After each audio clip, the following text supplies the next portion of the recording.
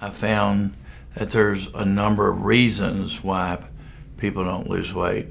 And so I go through kind of a series of questions in my mind as well as observation in order to try to determine how I can help them.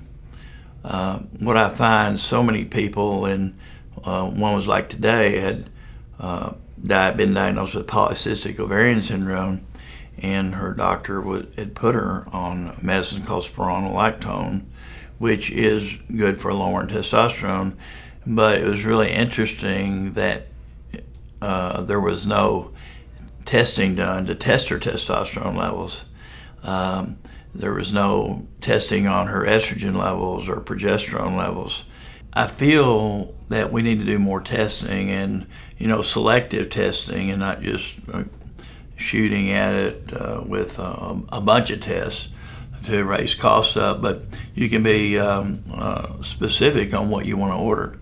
So example, with this lady, I sent her back with a vitamin D level to get a vitamin D level with her doctor, as well as a testosterone, total testosterone level, as well as an estrogen, which is included the estriol, which is E2.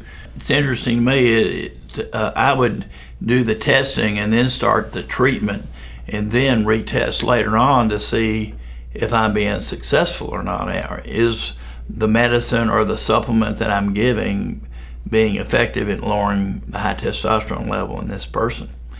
So it seems like we're missing a lot of people that can get a lot of help in that regards.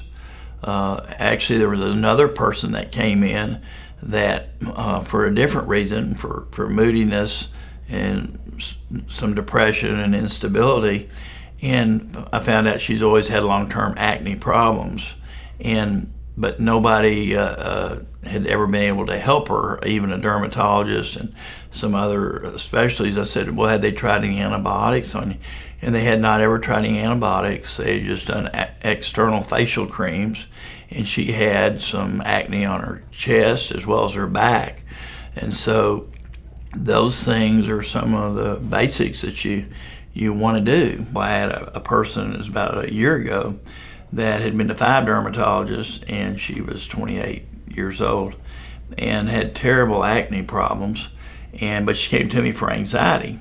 So I gave her a medicine for anxiety, and then I checked her vitamin D level, and it was real low. So I started her on a therapeutic dose of vitamin D, and when she came back to me 30 days later, she said her anxiety was all better and everything, and she was getting up and leaving. She said, by the way, I want to let you know that you might not have known it, but I had really severe acne because she wears a lot of makeup, and nobody's been ever able to help me, but I know it was the vitamin D. That my acne, I only have 2 blemishes on my whole face and body right now, where my whole face was just in terrible shape when you first saw me.